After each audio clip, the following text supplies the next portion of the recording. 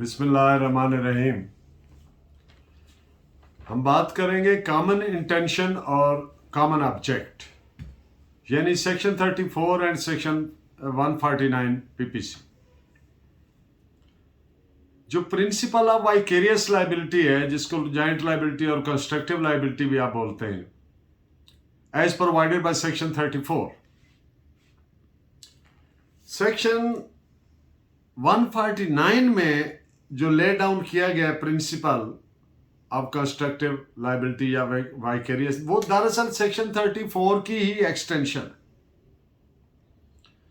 Section 34 में guiding factor जो है, मेन फैक्टर जो है, that is common existence of common intention, नीयत मुश्तरका का मौजूद होना।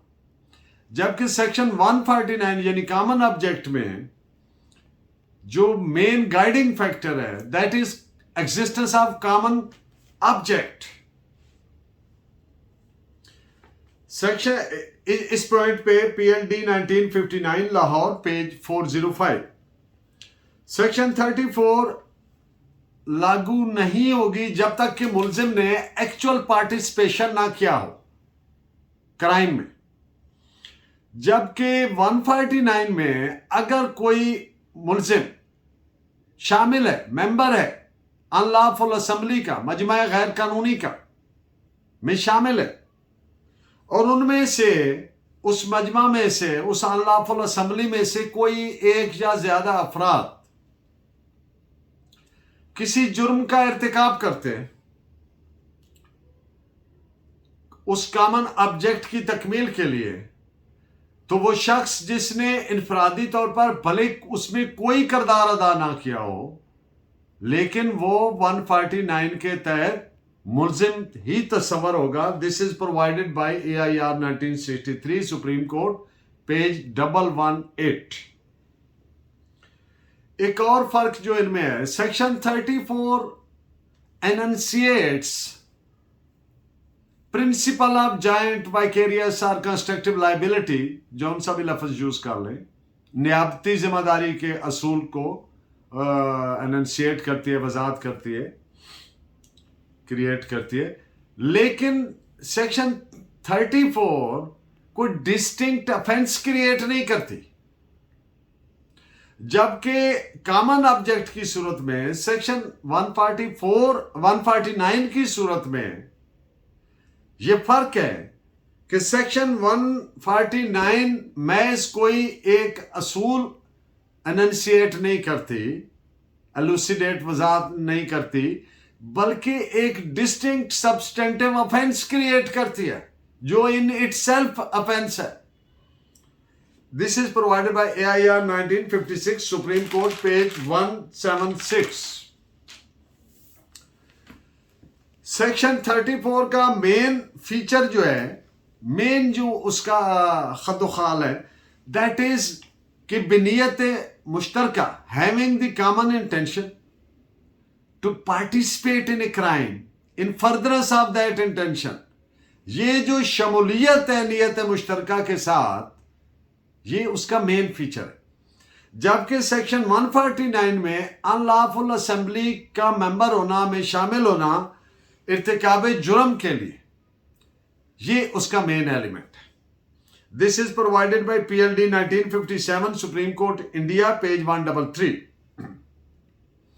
लफ्ज ऑब्जेक्ट और इंटेंशन आर नॉट आइडेंटिकल और सिनोनिमस, ये एक जैसे नहीं है। ऑब्जेक्ट जो होता है, that is a goal intended to be achieved. Object का मकसद है कि a goal intended to be achieved, जबकि इंटेंट का मकसद है नीयत, और कॉमन इंटेंशन एक जैसी नीयत डेवलप करना। तो इसलिए they are not one and the same thing, they are distinct and separate, उनका सेंस है, मफहूम है। This is provided by AIR 1969 Calcutta page 28। Common intention implies prearranged plan before the act, यानी जो कॉमन इंटेंशन है, इसमें पहले से मनसूबाबंदी होती है उस जुर्म के इर्तिकाब के लिए। जबकि common object of an unlawful assembly do not require preconcert, उसके लिए पहले से कोई हमआहंगी पैदा करना जरूरी नहीं है, वो उसकी जरूरत नहीं है। This is provided reported as AIR 1969 Orissa page 176। Common object का स्कोप वसी है, वाइड कोनोटेशन है बनिस्बत जो एक्सप्रेशन है कॉमन इंटेंशन के।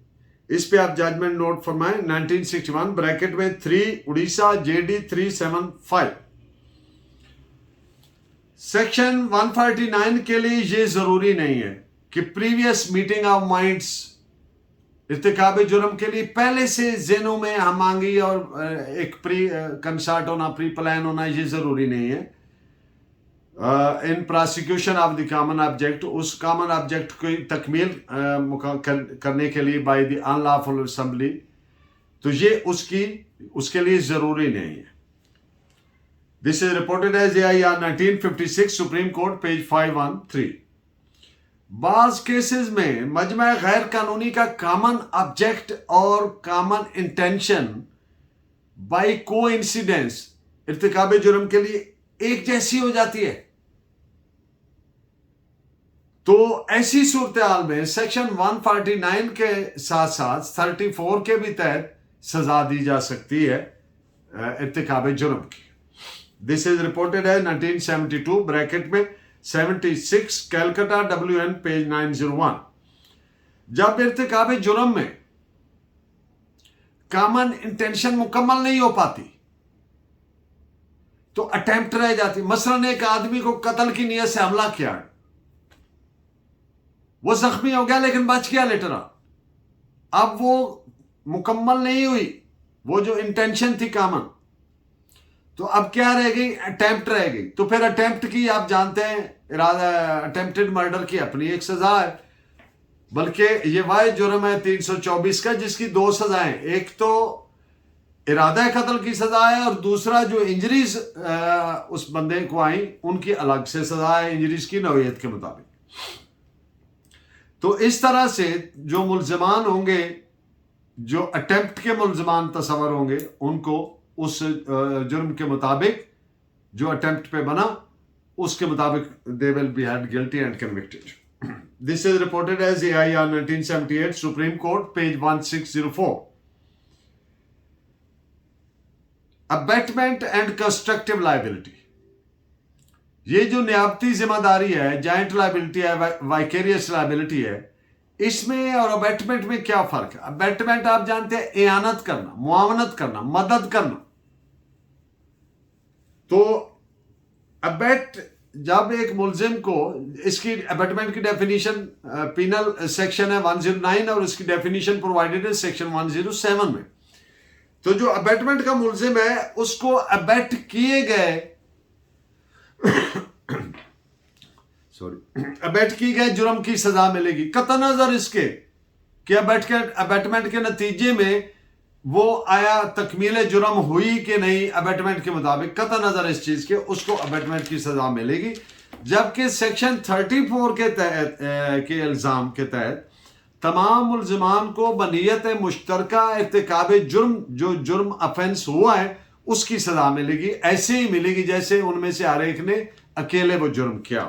This is reported as PLD 1959 Lahore page 950।